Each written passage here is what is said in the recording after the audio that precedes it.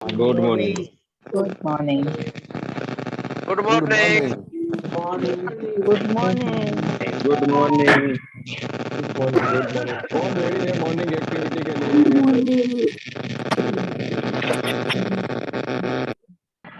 B batch में हम लोग वेटिंग में रहते थे, 2-3 जन के। सर कल मैं कराऊंगा। यहाँ पे सोचना पड़ता है, ऐसा क्यों है वो नहीं समझ में आ रहा है जिग्नेश। Yeah. वहाँ पे तो रोज रेडी रहते हैं लोग गुड मॉर्निंग करने के लिए। रितल, यू हैव एनी आइडिया? नहीं, अभी स्ट्रेचिंग कल हो गया। नीता,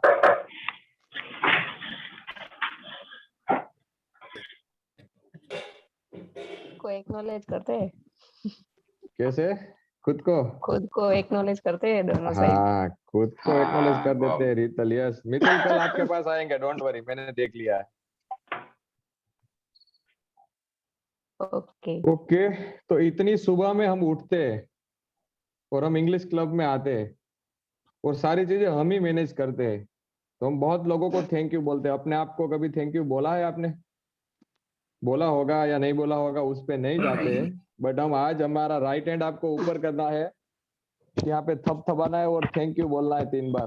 ठीक है, तो वैसे गुड मॉर्निंग एक्टिविटी करेंगे आज। रितल के साथ जाएंगे। Thank you Ritul for giving good idea. Yes, ऐसे बोलना है। Thank you thank you thank you. Thank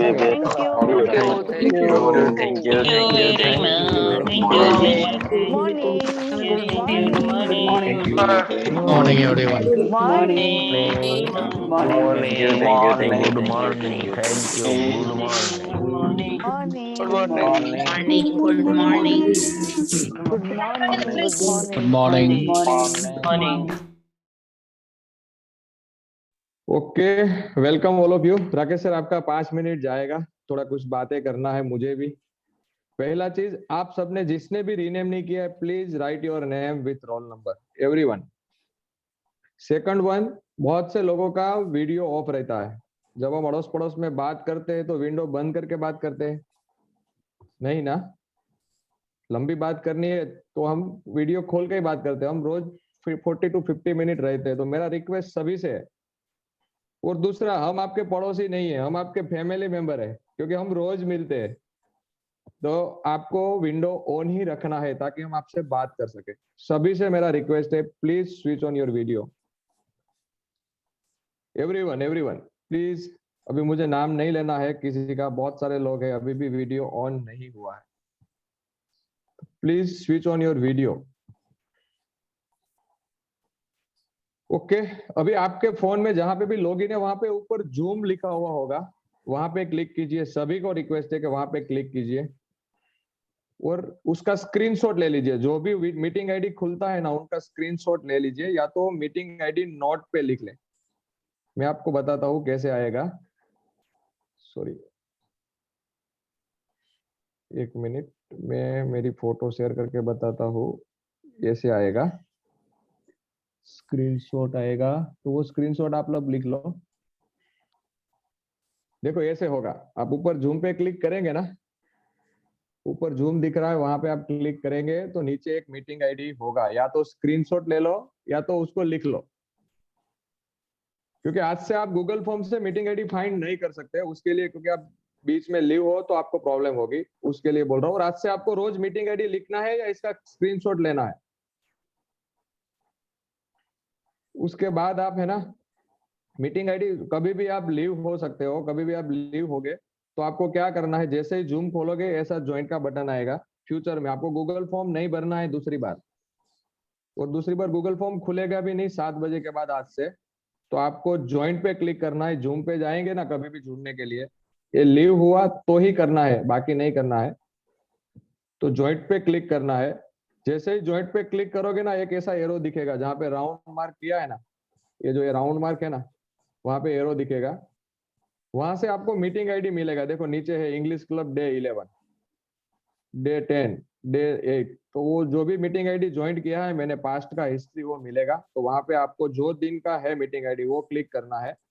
और वैसा नहीं करना है तो आप मीटिंग आईडी मैन्युअल भी डाल सकते हैं। यहाँ पे देखो मीटिंग आईडी लिखा है ना, हाँ, तो ऐसे आप मैन्युअल डाल के भी ज्वाइंट पे क्लिक करके जुड़ सकते हो। तो आपने 10 नंबर का मीटिंग आईडी होगा तो आप जुड़ सकते हैं। हमारा पासवर्ड रोज का कॉमन है 2021 2021। 2022 शुरू होगा तो पासवर्ड भी 2022 हो जाएगा। तो उसको आपको याद नहीं रखना है, सिर्फ आपको मीटिंग आईडी नोट करके रखना है। काफी बार आपको हिस्ट्री में नहीं मिलेगा, मैंने जैसे यहाँ दिखाया, ये जो हिस्ट्री दिख रही है आपको इंग्लिश क्लब डे 11, तो कोई कोई डिवाइस में हो नहीं दिखता है। तो एक दो बार आप फ्यूचर में कभी ट्राई कर लेना। आपको दिख रहा है तो लिखने की जरूरत नहीं है, कहीं पे भी वहां पे दिखेगा हिस्ट्री में। नहीं दिख रहा है तो आपको रोज मीटिंग आईडी लिखना है।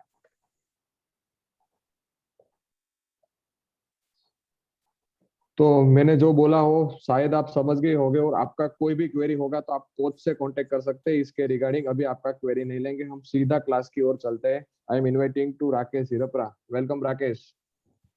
Good morning Ajay. और ये गुड मॉर्निंग सर। इसमें एडिशन है कि ये हाँ आईडी रोज चेंज होता रहेगा, इसलिए आप ये आज नोट करके फिर इसको रेगुलर चलाना चाहते तो वैसा नहीं होगा। यस, ये रेगुलर, अगर कल भी ये प्रैक्टिस करनी है, एवरीडे ये प्रैक्टिस करनी है आपको, क्योंकि वो आईडी चेंज होता रहेगा। आज की क्लास के बाद वो आईडी आपके कोई काम का नहीं है, कल नया जनरेट होगा। तो जब आप पहली बार जब आप लॉगिन करते हैं तो आपको गूगल फॉर्म से ही लॉगिन करना है। Okay, so let's have a PPT. और एक बहुत ही अच्छी चीज चलाई थी कल जो आपको काम आ सकती थी। आई होप आपने उसको बहुत अच्छे तरीके से ठीक से प्रैक्टिस किया होगा, एक्सरसाइज भी किया होगा, होमवर्क भी किया होगा। उसमें आपको बहुत सारे क्वेश्चंस भी आए होंगे, तो उसका सबका we will find solutions of that. Okay, next please. Okay, actually I do not repeat these instructions all the time, but I hope that you follow this. Okay, next. Okay, let's read and explain the intention today. Okay, who is ready? We'll explain the intention to all of us. There are 102 participants online. Yes, please raise your hands.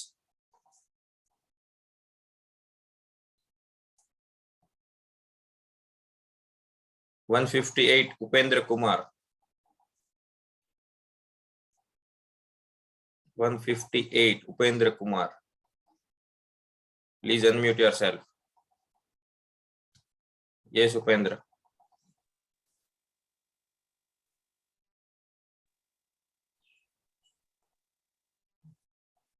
(167) Yashud Bhai. Yes, sir. Good morning. Good morning. English club का उद्देश्य है कि सभी को English में empower करना है, individual. Okay, so can you explain in detail and explain the way that everyone can understand? There are 102 participants online. Everyone must get.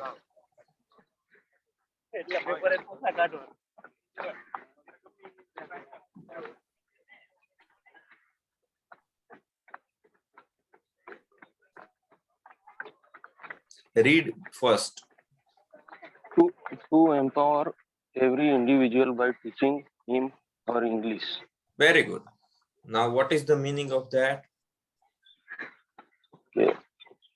English power का अटेंशन है कि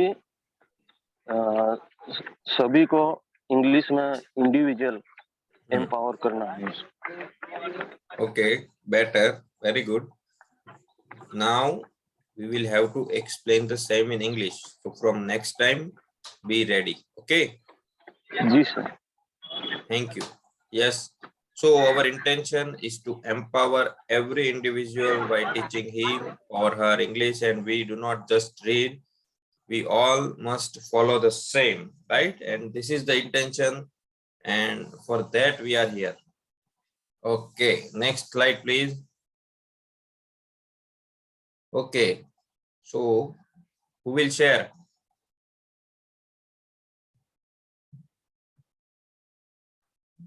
Yes, Sanjay.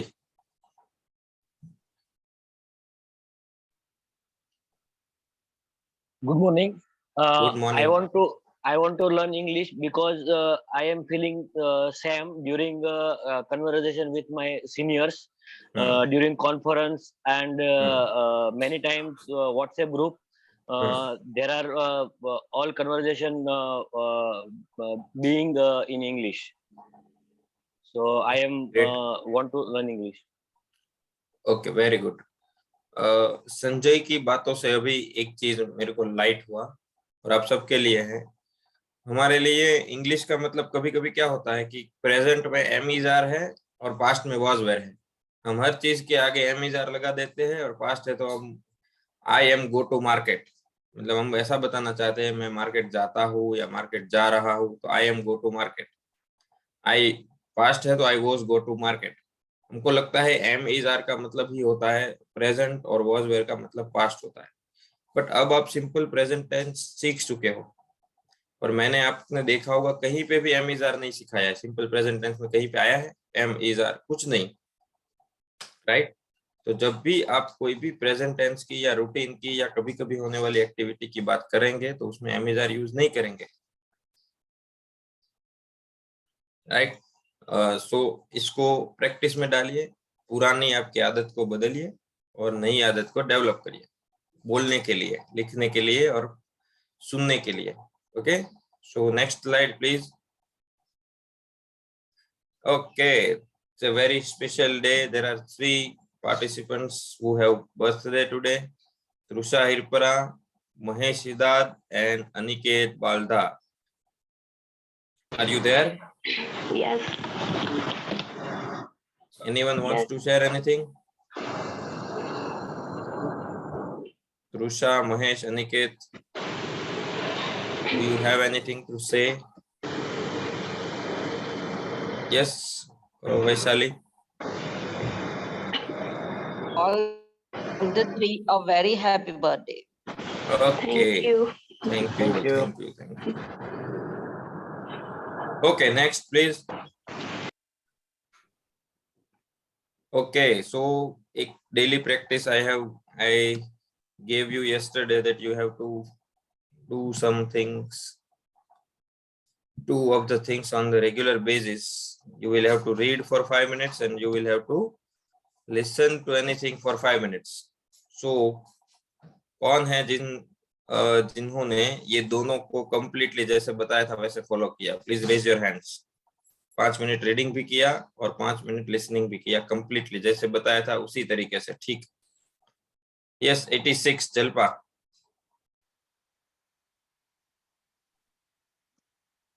Yes, Jalpa, what did you read and what did you listen? I read English stories in my student's book, Okay. and I listening my regular मतलब घर की जो बातें जो है वो मैंने कल लिसनिंग की थी 5 मिनट्स के लिए, रेगुलर बातचीत के लिए जो रहता है वो। Okay, so what is your experience? Actually मैं आपसे आपका एक्सपीरियंस इसीलिए पूछ रहा हूँ क्योंकि बहुत सारे पार्टिसिपेंट्स हैं जिन्होंने ये एक्सरसाइज शुरू नहीं की है। तो आपने जब कल 5 मिनट के लिए, ठीक है बहुत छोटा टाइम है, बहुत ज्यादा टाइम नहीं है और एक दिन के लिए ही है, लेकिन फिर भी ये 5 मिनट एक्सरसाइज करने के बाद आपको कैसा लगा ये थोड़ा बताइए और ऑनेस्ट ओपिनियन दीजिए ताकि सबको ऐसा सब लोग करने चाहिए। 102 है, सब करने चाहिए। एक्सरसाइज का प्रैक्टिस जो मैंने कल से स्टार्ट किया, मतलब पहले भी किया था लेकिन कल आपकी बात सुन के थोड़ा मोटिवेट होके मैंने सुना। एक्चुअल में सुनते रहते लेकिन कल थोड़ा ध्यान पूर्वक करके सर ने बोला है प्रैक्टिस करना चाहिए, इसलिए मैंने प्रैक्टिस शुरू किया कल। अच्छा लगा कि अगर रोज रोज थोड़ा सुनेंगे तो कम से कम 4 to 5 सेंटेंस हम लोग हमारे एवरीडे सीख सकते हैं बोलने की। Okay, very good. So thank you Jalpa, and I promise that if you continue this you will get a huge improvement. आपको बहुत ही बड़ा बदलाव आपके अंदर within 10 to 15 days देखने को मिलेगा। आप इसको कंटिन्यू रखेगा। Thank you sir. Thank you. और मैं ये I am requesting everyone that if you have not started आप स्टार्ट कर दीजिए। ओके, बाकी जो भी है 3 वैशाली, विकेश और सोनल आपके भी हैंड रेज है। हम आपसे थोड़ी देर में बात करते हैं क्योंकि आज हमारा थोड़ा टाइम ज्यादा चला गया है और आगे क्लास में कुछ बातें आज नई सीखनी भी है। Next please. Okay, simple present tense. Before moving ahead, I want to ask you questions. आप सबको पूछना है कि कल और आज के बीच में आपने एक्सरसाइज किया होगा, असाइनमेंट्स किए होंगे, उसमें कुछ क्वेश्चंस आए हैं, कुछ क्वेरीज रेज हुई है कि ये सिखाया था, प्रैक्टिस के दौरान ये सामने आया और ये दिमाग में नहीं जा रहा है, ऐसा कुछ?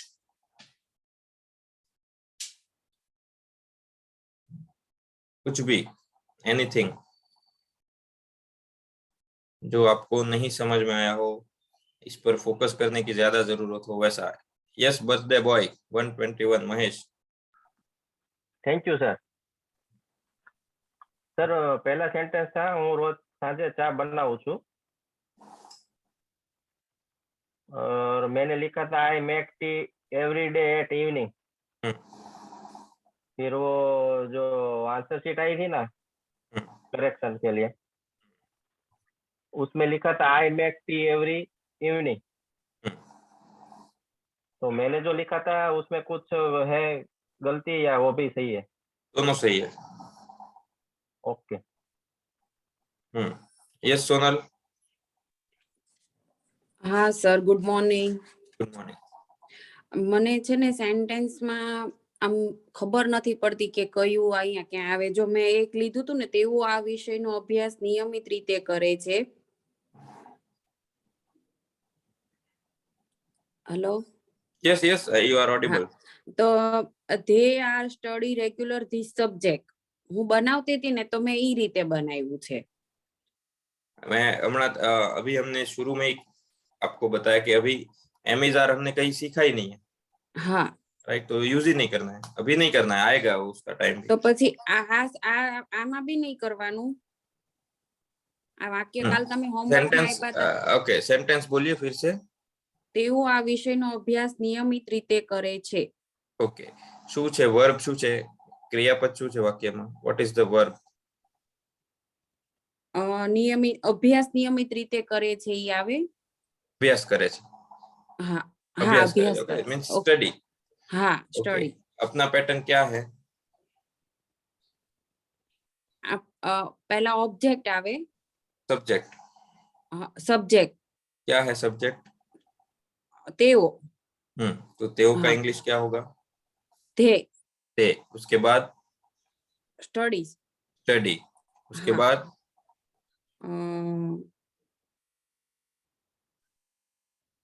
ते स्टडी का इंग्लिश क्या होता है? सारे लोग ध्यान से देखिए, बहुत इंटरेस्टिंग है. दे स्टडी का मतलब क्या होता है? सिर्फ इतने का ट्रांसलेशन करिए. दे स्टडी, इसका ट्रांसलेशन करिए. તેઓ અભ્યાસ કરે છે એવું આવે. Exactly, exactly, they study. अब पूछिए क्या अभ्यास करते हैं? શેનો અભ્યાસ કરે છે? વિષયનો. આ વિષયનો. આ વિષયનો. તો દે સ્ટડી, એના પછી શું આવશે? અભ્યાસ નિયમિત રીતે કરે છે એમ. છોડી દો. તે સ્ટડી, તેઓ અભ્યાસ કરે છે. એટલે તમને સવાલ તો થયો ને, શેનો અભ્યાસ કરે છે? હા, આ વિષયનો. વિષયનો. ઓકે, આ વિષયનો એનો ઇંગ્લિશ શું છે? This subject. Okay, they study this subject. હા, કમ્પ્લીટ. હવે કેવી રીતે કરે છે? નિયમિત, તો રેગ્યુલર. રેગ્યુલરલી, નિયમિત રીતે. ઓકે. તો તે study this subject regularly. Studies નો થાય ને, સ્ટડી થાય ને ઓનલી. તે છે, તે. તેમાં શું આવે? ઓકે, તે છે તો એનું પછી આપણે ઓલા ચાર્ટમાં છે એવી રીતે કરવાનું ને. ધે છે, ધે હોય એટલે વર્બની સાથે કોઈ ચેન્જ નહીં આવે. એની જગ્યાએ હી હોત, શી હોત, ઈટ હોત, સોનલ, વિકેશ, ત્રિભુવન કોઈ નામ હોત, સ્ટડીઝ થાત. ઓકે. ઓકે. હા હા, okay. Thank you. Thank you. Yes, Vikesh sir. Hello. Yes, sir. Yesterday I had done my homework at night, and fortunately today morning I just go through my homework which I had done. So I find one mistake in sentence number 7. Okay. In spite of think, I have written this. So I correct the mistake and I put it on my group. Okay. So it was my experience that it is very nice to go through the homework. And please do not do homework just for the sake of doing it. You can go through it once, twice, thrice, whenever you get in time. So that can be help you to improve your English. Okay, sir. Great, sir. Thank you. It was Thank my you, sir. sharing Thank you. only.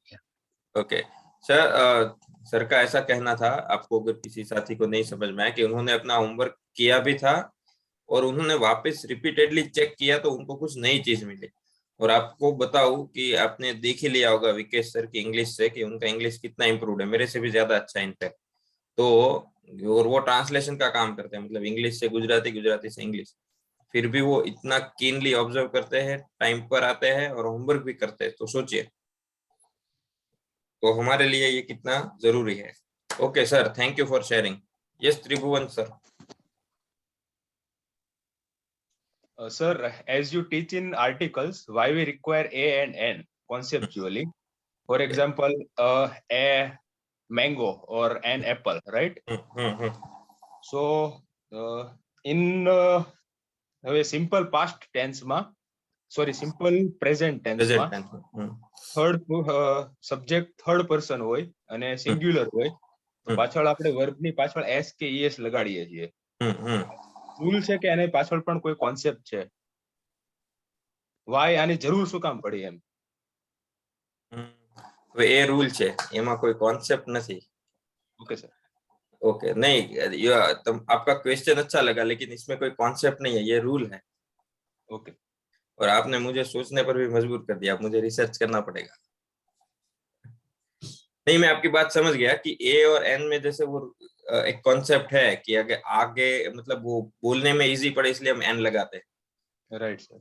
Right, तो इसमें S E S, वैसे S E S का logic है कि S क्यों लगाते हैं और ई एस क्यों लगाते हैं, कि भाई बोलने में इजी रहे कि भाई क्रॉस अगर मैंने बोला है तो क्रॉस के पीछे एस लगाऊंगा तो समझ में नहीं आएगा, इसलिए हम वहां ई एस लगा देते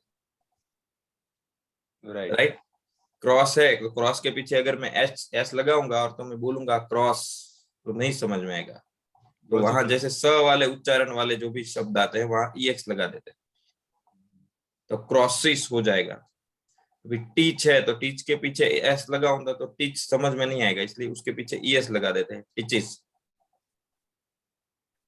तो ये एक लॉजिक है, लेकिन ये इसमें कोई वो नहीं है रूल, अभी क्या लॉजिकल रूल नहीं है कि भाई ही सी इट में ई एस क्यों लगाते हैं और बाकी में क्यों नहीं लगाते, वो एज इंग्लिश का बना बनाया रूल। ओके। यस अमरसी भाई, थोड़ा जल्दी करेंगे, थोड़ा अभी। ओके सर, मैं यही कहना चाहता हूँ कि कोई भी वर्ब है, वर्ब के लास्ट से लेटर जो है वाई आता है, तो इसमें ईएस लगाना कैसे लगाएंगे? उसमें रूल है। आप ईएस और एस वाले है ना, बहुत सारे रूल है, एक नहीं है। वाई का आई करके ईएस लगाना है, फिर एफ और एफ ई हो तो फिर वीईएस लगाना है, ऐसे बहुत सारे रूल है। राइट, लेकिन उस रूल में हम इसीलिए नहीं जाते हैं क्योंकि वो रूल के को रटने से कोई फायदा नहीं होने वाला है। राइट, ये हमको स्कूल में सिखाया जाता है, जैसे कि फ्लाई है, मैं आपको चैट में लिख रहा हूँ, फ्लाई का इसमें ऐसा होता है कि IES हो जाता है, फ्लाइस हो जाता है, वाई हट जाता है।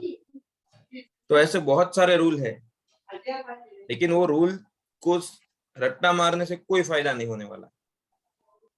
राइट, ये आपको होगा प्रैक्टिस से। जब आप एक बार इसको प्रैक्टिस में डाल देंगे ना, तो आपको पता भी नहीं चलेगा कि कब मैंने वाई का हाई कर दिया, कब वाई का हाई नहीं किया, क्योंकि इसमें सारे रूल ऐसे हैं कि जिसमें अपवाद है। जैसे कि फ्लाई में होता है, अब मैं प्ले करूं तो प्ले में भी वाई है, लेकिन प्ले में वाई नहीं होता है, प्ले में सीधा एस होता है। तो ये जो रूल के हिसाब से जाएंगे ना तो आप कंफ्यूज हो जाएंगे, इसलिए ज्यादातर सेंटेंस उसमें जहां रूल की जरूरत है वहीं हम रूल पढ़ाते हैं, बाकी रूल नहीं पढ़ाते हैं। Okay sir, thank you. Thank you. Okay, next slide please. चलो, आपके क्वेश्चंस अच्छे लगे, ये तो रिवीजन है। नेक्स्ट प्लीज, अगर यही वही की वही स्लाइड एक बार रिवीजन करते हुए, ये कल आपने देखा था। Next next next. किसी ने चैट में लिखा है वाइफ का वाइफ्स। अभी वाइफ का प्लूरल नहीं करने का, डंडे पड़ेंगे, सिंगुलर में रहने देने। नहीं ठीक लिखा है, वो एफ होता है, एफ ही होता है, LEAF होगा तो, लेकिन वो रूल में नहीं जाना है, वो सिंगुलर प्लूरल का रूल है, ऐसा हो तो इसके लिए एक अलग से वो कर देंगे। ओके, ये है एडवर्ब ऑफ फ्रीक्वेंसी, कल आपको बताया था। जैसे कि कोई एक्टिविटी होती है, ये सारे वर्ड भी सिंपल प्रेजेंट टेंस को ही रिप्रेजेंट करते हैं। ऑलवेज यानी कि हमेशा कोई चीज होती है वो ऑलवेज होती है, कि I always wake up early in the morning, मैं हमेशा रोज सुबह जल्दी उठता हूँ, तो I always, right, we always do our homework on time, right, I always finish my homework on time, तो ऑलवेज ऑलवेज होने वाला है।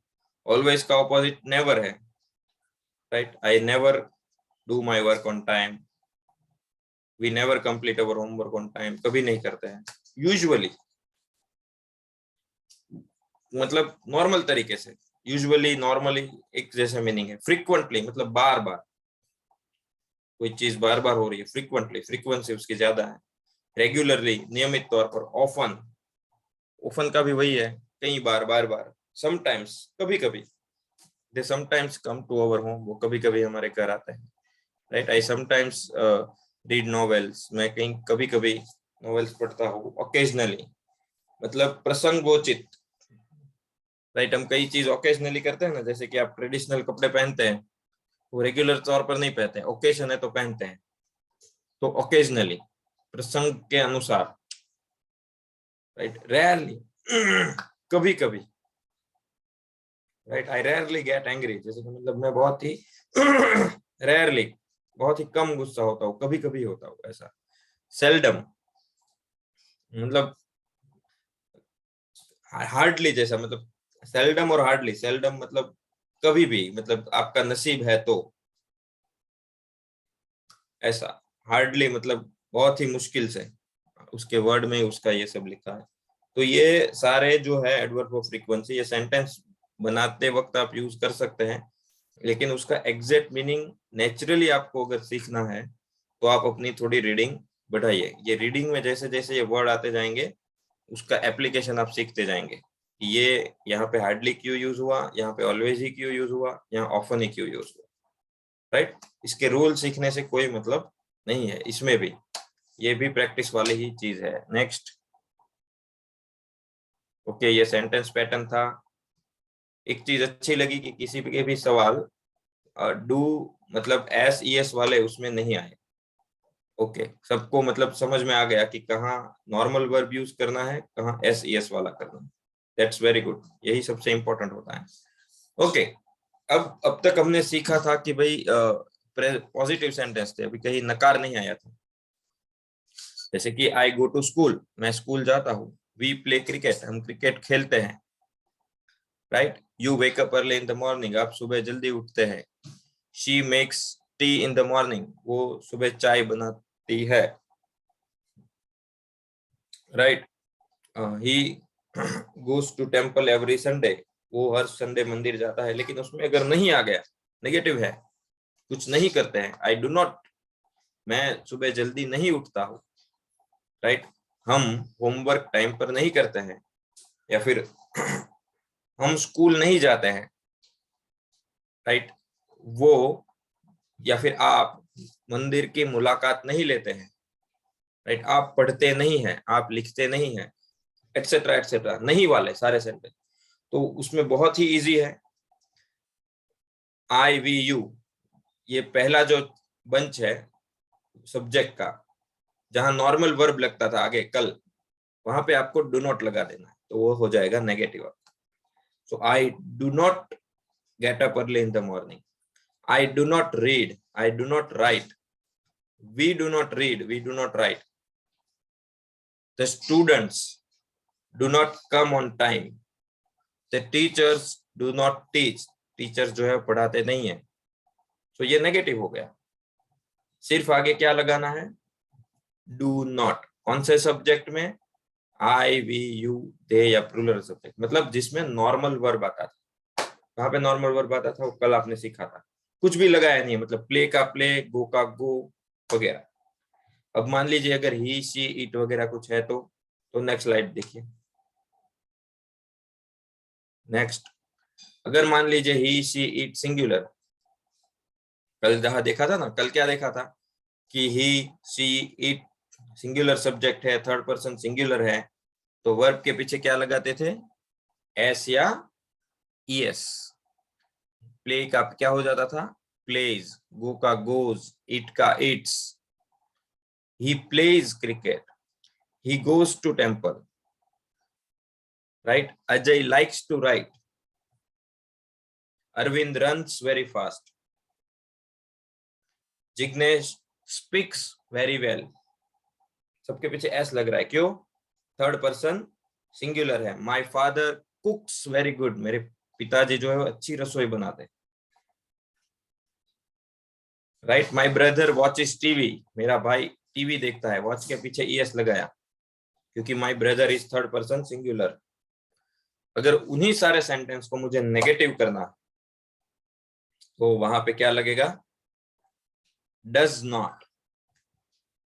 और सेंटेंस में अब ये इंपॉर्टेंट रूल सीख लीजिए सब लोग, यहाँ पे सारे 97 पार्टिसिपेंट्स है। सेंटेंस में एक बार डू नॉट आ गया या डज नॉट आ गया या फिर डू या डज आ गया, तो फिर सेंटेंस में वर्ब के आगे पीछे आपको कुछ नहीं लगाना है। जैसे कि ही प्लेज है, लेकिन मैं डज नॉट लगाऊंगा तो वो डज नॉट फिर प्ले हो जाएगा, उसमें फिर आपको एस एस लगाना नहीं है। क्यों नहीं लगाना है, आगे देखते हैं। Next please. देखो नीचे देखिए, दो साइड देखिए, जो इक्वल टू मतलब बराबर के राइट हैंड वाले हैं वो आप पॉजिटिव मतलब एफर्मेटिव हकार सेंटेंस में यूज करते हैं, राइट? और इक्वल टू के लेफ्ट हैंड साइड वाले हैं, राइट? वो क्या होता है, वो ऐसा है कि जब डू या डज अलग हो जाते हैं तो इस तरीके से यूज होते हैं। फिफ्थ सेंटेंस से देखिएगा, ऊपर के इतने इंपॉर्टेंट नहीं है। जैसे कि सेंटेंस में गिव है, पांचवा सेंटेंस देखिए, तो वो नेगेटिव या क्वेश्चन में जाएगा तो डू गिव या गिव प्लस डू हो जाएगा। और अगर गिव्स है तो गिव्स में से अभी मैं डज निकाल लेता हूं तो गिव का क्या हो जाएगा, फिर गिव का गिव हो जाएगा। जैसे कि एग्जाम्पल के साथ बताता हूं, she gives me a pen, वो मुझे एक पेन देती है। पर अगर नेगेटिव में आ गया तो उसमें से डज अलग हो जाएगा, तो शी डज नॉट, फिर गिव का क्या हो जाएगा, गिव ही हो जाएगा, क्योंकि गिव्स में से डज निकल गया तो वो क्या हो गया, गिव नॉर्मल। चलो उसको थोड़ा स्क्रीन शेयर के साथ देखते हैं तो आपको थोड़ा ज्यादा समझ में आएगा। बहुत इजी है, लेकिन कॉन्सेप्ट आपका क्लियर करवाने के लिए थोड़ा समझना इसको जरूरी है।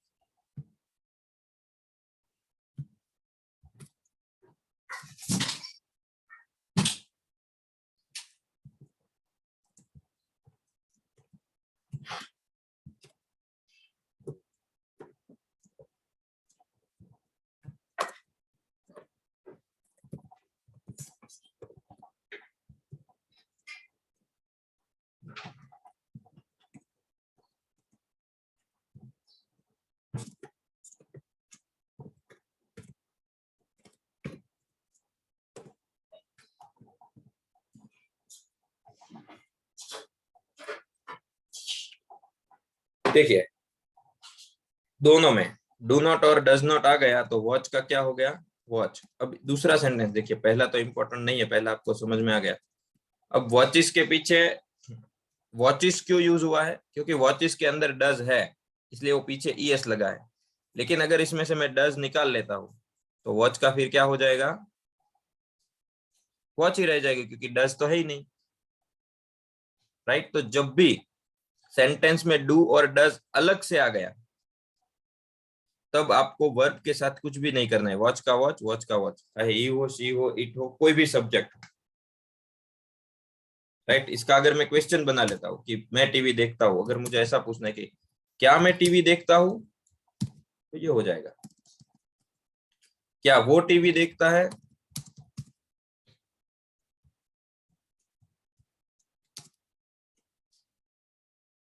Right?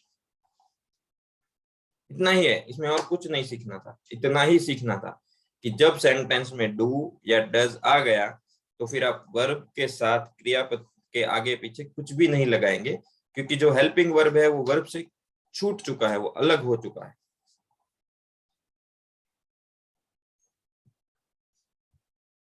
Okay, yes please slide share कर देंगे। Okay, next.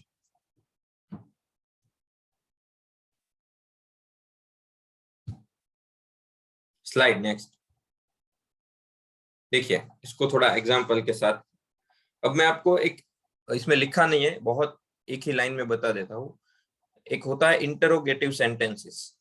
इंटरोगेशन मतलब, इंटरोगेटिव सेंटेंसेस मतलब ऐसे सेंटेंसेस जिसका आंसर आपको सिर्फ हाँ या ना में मिलता है। मैं आपको कहूंगा कि क्या मैं खेलता हूं, तो आप क्या कहेंगे? या तो मेरा जवाब यस होगा, या तो जवाब आप नो होगा। तो उसमें कुछ नहीं करना है, सिर्फ डू या डज को आगे लेना है और बाकी का सेंटेंस वैसा का वैसा। फर्स्ट सेंटेंस देखिए, आई प्ले, तो सेंटेंस में नहीं लिखा है लेकिन उसके अंदर डू होता है, तो जब डू प्लस प्ले होता है तब प्ले होता है। तो I play. Do I play, क्या मैं खेलता हूं?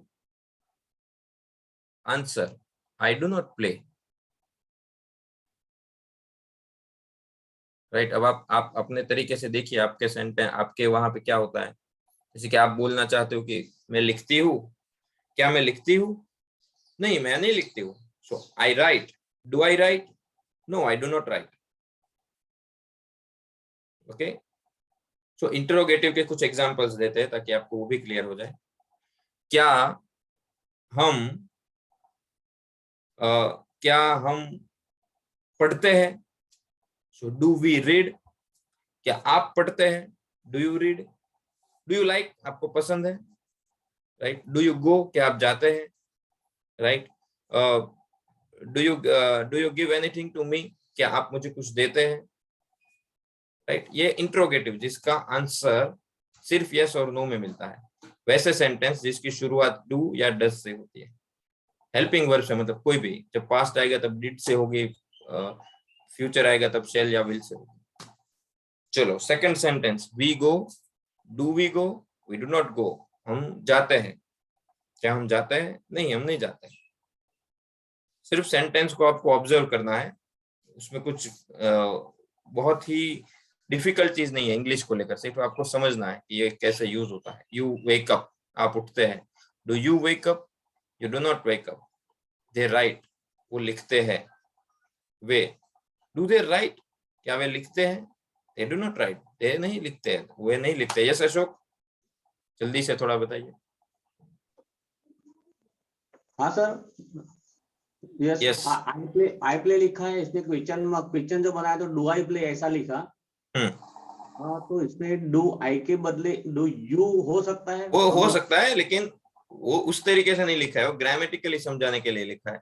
रियल लाइफ में मेरे को यही पूछना है, डू आई प्ले, और उसका जवाब ही आएगा कि आई do not play. Sorry, do you play, तो सामने से जवाब आएगा आई डू नॉट। लेकिन आई को एज अ सब्जेक्ट सिर्फ समझाने के लिए लिखा है। अच्छा, ओके ओके ओके ओके। फिर सिक्स्थ सेंटेंस पे आते हैं, छठा सेंटेंस, ही ट्राइज। ये इंपॉर्टेंट है। अब ट्राइज कैसे होता है? ट्राइज के अंदर डज मिक्स हुआ है, इसलिए वो ट्राइज है। लेकिन अगर मैं डज निकाल लेता हूं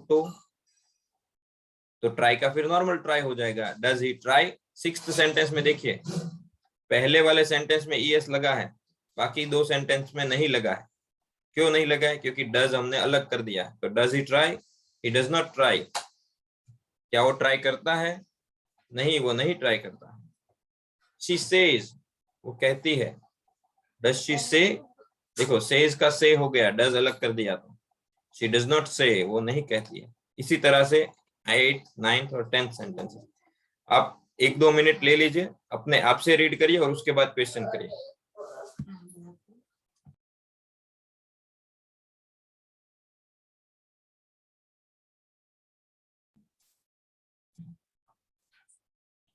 और आप अभी भी क्वेश्चन तो कर ही सकते हैं, लेकिन बाकी साथी है वो, उसको आइडियल नहीं बैठना है, आपको रीड करना है। यस त्रिभुवन जी। सर, मैं आई प्ले की जगह आई डू प्ले यूज करूं तो करेक्ट होगा या? वैसे देखिए, आई नॉर्मल बाकी सब साथियों के लिए ये नहीं है, सिर्फ आपके लिए आपको बता रहा हूँ। I do play rare case में यूज होता है जहां आपको फोर्स डालकर कुछ कहना है। रेगुलर लाइफ में कभी इसको नहीं यूज करना है, लेकिन आपको किसी को ऐसा कहना है, जैसे कि आपने कभी बार सुना होगा, अगर फिल्मों में सुना होगा, यार प्लीज डू कम, मतलब तुमको आना ही है। आप कहने यस, और आपको अगर किसी को आपके कोच ने, मान लो कि आप स्पोर्ट्समैन हो और आपके कोच ने आपको पूछ लिया कि भाई तुम खेलते हो या नहीं खेलते हो, और आपको उसको ऐसा बताना है, नहीं सर मैं तो खेलता ही हूँ, तो वैसे केस में आप ऐसा बोल सकते हैं, आई डू प्ले, मतलब मैं खेलता ही हूँ। तो वो एक रेयर केस हो गया, वहां आप यूज कर सकते हैं। बाकी नॉर्मल टर्म्स में आप नहीं यूज कर सकते, ये गलत हो जाएगा। Okay okay, thank you Tribhuvan ji. Okay next, कोई और?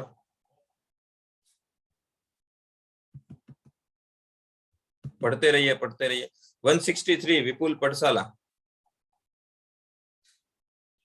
Are you there? 163 विपुल भाई Padsala. Yes sir, yes sir. Okay, आपको समझ में आ रहा है सब कुछ? Yes. Any question? No sir.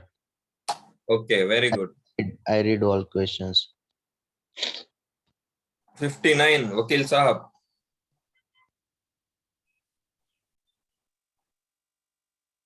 Yes, sir. Yes, sir. How are you? Fine. And you? Is everything going well? Yes, sir. Thank you. Thank you. Okay. Okay, Nikun sir, next slide, please.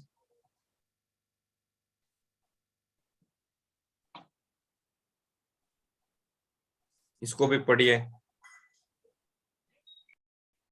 इसमें question निकालिए। 1 से 6 number के जो sentence है, 1 to 6, आप सबके लिए है। 96 पार्टिसिपेंट्स ऑनलाइन, ये पढ़ना है और इसमें से आपको क्वेश्चन निकालने हैं। यार ये नहीं समझ में आया,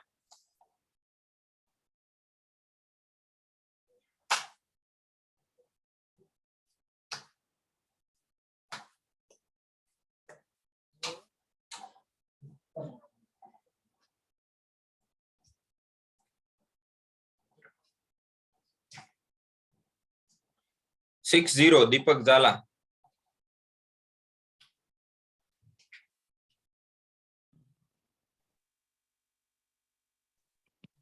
दीपक 60। यस 120 तुषार। सर इसमें पहला जो क्वेश्चन है उसमें do I do my homework, मतलब 2 time do I. Very good, यही इसीलिए ये ट्रिकी है सारे। Very good. देखो सब पहले तो अच्छा किया आपने ये सवाल किया। इसमें ये जो डू है ना, पहले वाले में, I do my homework. Yes sir. बताता हूँ आपको।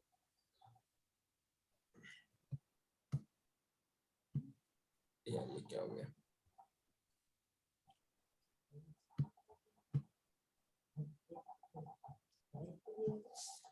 आई डू माई होमवर्क, इसमें जो ये डू है ना, वो एज अ वर्ब के तौर पर आया है, हेल्पिंग वर्ब नहीं है। डू और डज एक हेल्पिंग वर्ब भी है, और डू इटसेल्फ एक वर्ब भी है ना, एक क्रियापद भी है। डू का मतलब क्या होता है? कुछ एक्टिविटी करना। तो इसमें क्या है meaning? I do my homework, मैं मेरा होमवर्क करता हूं। तो इस डू के अंदर भी डू तो है ही, देखिए इस तरीके से है ये हिडन। तो अब इसमें से अगर मुझे नेगेटिव करूंगा तो नॉर्मल तरीके से आई डू नॉट तो लगाना ही पड़ेगा। आई डू नॉट डू और ये जो डू है, ये डू है वो वर्ब है, और ये जो है वो हेल्पिंग वर्ब है, राइट? तो इसलिए आई डू नॉट डू आया। अगर यहाँ पे ऐसा होता, शी डज माई होमवर्क, वो मेरा होमवर्क करती है, तो इसमें ऐसा होता डज प्लस डू है, तो ऐसा। Okay, right? Okay okay. Yes Amarsi भाई। यस सर, वो स्लाइड बताइए ना पहले वाली। हाँ वो हो रहा है एक चीज। ओके, थोड़ा शेयर कर देंगे अगेन। हाँ सर, इसमें 4th नंबर का जो सेंटेंस है, राहुल हैज एन ऑफिस, तो डज लगाया तो फिर है हो गया। वेरी गुड, आपको बताता हूँ। चलो 4th सेंटेंस एक बार सीख लेते हैं।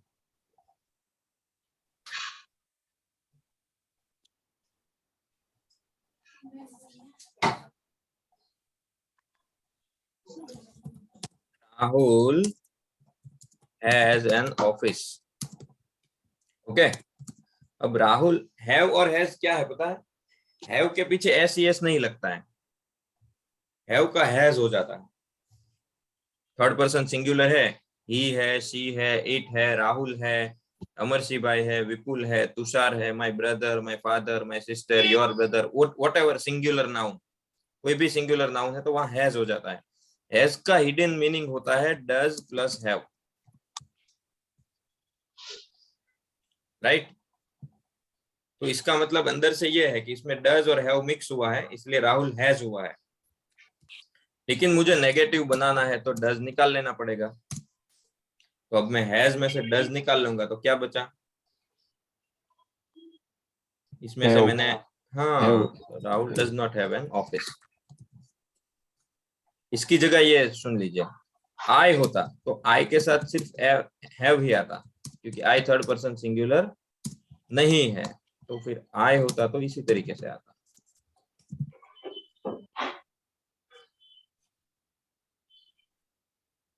समझ में आया अमर सिंह भाई? Yes yes yes sir.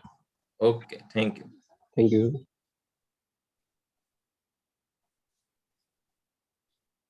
Okay, slide किसी को क्वेश्चन नहीं हुए? और I am surprised,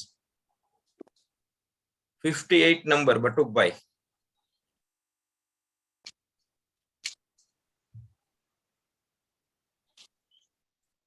ji Rakesh sir. Sir कैसा चल रहा है? बस बढ़िया। कोई सवाल? नहीं, अभी तो कुछ समझ में ज्यादा नहीं आ रहा है, इसके सवाल नहीं उठता है। ये भी एक रीजन होता है, देखिए कि भाई समझ में ही नहीं आ रहा है तो सवाल भी क्या करेंगे। हाँ, यही बात है। नहीं नहीं, थोड़ा समझाइए दिमाग को और ध्यान दीजिए, रेगुलर बनिए। अगर नहीं समझ में आता है तो फोन करिए और रेगुलर तौर पर टॉपिक को क्लियर करते रहिए। कोशिश पूरी करता हूँ। ओके, कोशिश करने वालों की हार नहीं होती। चलिए, thank you sir. Thank you. 100 Vaishali ji. Sir ये पूरा स्लाइड आप फिर से समझाइए ना, थोड़ा कंफ्यूजन हो रहा है। Okay, very good. चलिए, फर्स्ट सेंटेंस तो आपको समझ में आ गया होगा। अभी स्क्रीन शेयर लेकर आपको बताया कि I do my homework, do I do my homework, I do not do my homework. इसमें एक डू हेल्पिंग वर्ब है, एक डू है वो नॉर्मल है। अब दूसरा सेंटेंस है कुछ नहीं किया है, आई की जगह मैंने यूज कर दिया है दूसरे सेंटेंस में। तो जैसे ही थर्ड पर्सन सिंगुलर आया, डू का क्या हो गया? डज। अब आगे चलिए, उसी में आगे का sentence, does she do her homework, क्या वो अपना होमवर्क करती है? उसमें जो सेंटेंस की शुरुआत में जो डज लगाया है वो एज अ हेल्पिंग वर्ब है, जो किसी भी सेंटेंस में लगता है। और शी के बाद वाला जो डू है वो उस सब्जेक्ट का वर्ब है, सॉरी उस सेंटेंस का वर्ब है, क्रियापद है। तो does she do her homework, she does not do her homework. मान लीजिए इसमें ऐसा करते हैं, सेकंड सेंटेंस सारे लोग ध्यान से देखिए कि राइट है, तो क्या हो जाता है? She writes her homework. और पीछे दो जगह जहां डू लिखा है वहां राइट हो जाता है। Does she write her homework, she does not right her homework. अब थर्ड सेंटेंस और फोर्थ सेंटेंस एक साथ देख लेते हैं। वी है तो हैव है, लेकिन अगर वहां थर्ड पर्सन सिंगुलर आ गया तो हैज आ गया। We have an office, Rahul has an office, क्योंकि राहुल थर्ड पर्सन सिंगुलर है। जब बाकी में मैंने उसमें से डू डज निकाल लिया है तो दोनों सभी सेंटेंस में हैव ही आ गया, क्योंकि उसमें से हेल्पिंग वर्ब अलग हो गया। हेल्पिंग वर्ब क्या है? डू और डज, राइट? ये चार सेंटेंस क्लियर है? ओके, और फिफ्थ और सिक्स देख लेते हैं। You miss your friend a lot, आप अपने फ्रेंड को बहुत मिस करते हैं। तो do you miss your friend, ये तो नॉर्मल है, you do not miss your friend.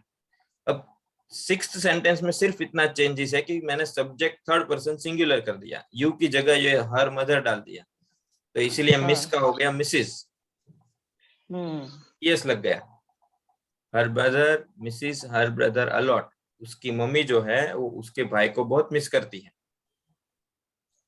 Second sentence में डज निकाल दिया, डज हर मदर, तो डज निकाल दिया तो मिस का मिस हो गया, does her mother miss, her mother does not miss. ठीक है मैम? सर वो जहाँ डबल आ गया था ना वही कंफ्यूजन हो गया। Okay okay okay, so it's 7:48. Next slide please.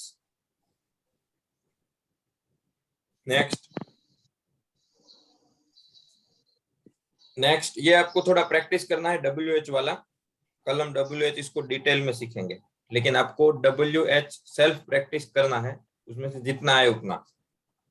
Next okay, अब ये एक्सरसाइज जो होमवर्क करने की ये कंडीशन है, ये सीरियसली अब लागू करनी है। आपको बड़े बड़े जोर जोर से बोलकर ही होमवर्क करना है, मिरर के सामने प्रैक्टिस करना है, 5 मिनट रीडिंग और 5 मिनट लिसनिंग कंपलसरी है। Next okay, this is your homework. अब आपको कोई सवाल है, कुछ क्वेश्चन है, तो अभी भी हमारे पास 1 मिनट है, हम पूछ सकते हैं। कुछ क्वेरी है, कुछ भी है? 165 नीलेश मांगुक्या, 166 तारा हिरपरा, सब कुछ ठीक जा रहा है। 72 केतना मानिया। सर बोलना था काल एम से कंफ्यूजन वाળું આમ તો તમે જે બોલો એ સમજાય પણ લખવા બેસી તો આખો એક સ્પેલિંગ એ પૂરો ન થતો, ઈ બધું જોઈ જોઈને લખવું પડે એવું થાય એમ। टेक्निकली जवानों देखिए कैसे है, आप सबसे पहले वर्ब ढूंढ लीजिए, सब्जेक्ट ढूंढ लीजिए, ये 2 चीज ढूंढ लीजिए, बाकी तो आपको आपका जो सेंटेंस है वही आपको जवाब देता जाएगा। राइट, ही प्लेज, मैंने लिखा कि वो खेलता है, तुरंत पूछिए क्या खेलता है, तो सेंटेंस में लिखा होगा ना कि क्रिकेट खेलता है, तो डाल दीजिए ही प्लेज क्रिकेट। फिर सवाल पूछिए कब खेलता है, तो लिखा होगा इन द मॉर्निंग, तो he plays cricket in the morning. अब उसमें प्लेस लिखा होगा कि भाई कहाँ खेलता है, तो ground, he plays cricket in the morning in the ground, बन गया सेंटेंस। क्वेश्चन करते जाइए, सेंटेंस बनाते जाइए, क्वेश्चन करते जाइए, सेंटेंस बनाते जाइए, इजी है। हाँ, लेकिन प्रैक्टिस करना पड़ेगा, वो सर नहीं करवा पाएंगे। और कुछ क्वेरी है तो आप कभी भी राकेश सर को कॉल कर सकते हैं, उसने ऑलरेडी उसका नंबर डाल दिया है चैट में। Right sir? हाँ हाँ, यस सर, यस, इसीलिए चैट में डाल दिया, सबके लिए है। It's 7:50, so can we declare? Yes sir, किसी का हैंड रेस तो वैसे हुआ नहीं है। और आपको कुछ क्वेरी है तो दिन में आप अपने कोच या राकेश हिरपरा को डायरेक्ट कॉल कर सकते हैं, कोई प्रॉब्लम नहीं है। So this class is over. Thank you so much, guys. Bye bye. Bye. Bye bye bye. Bye bye bye bye. Bye.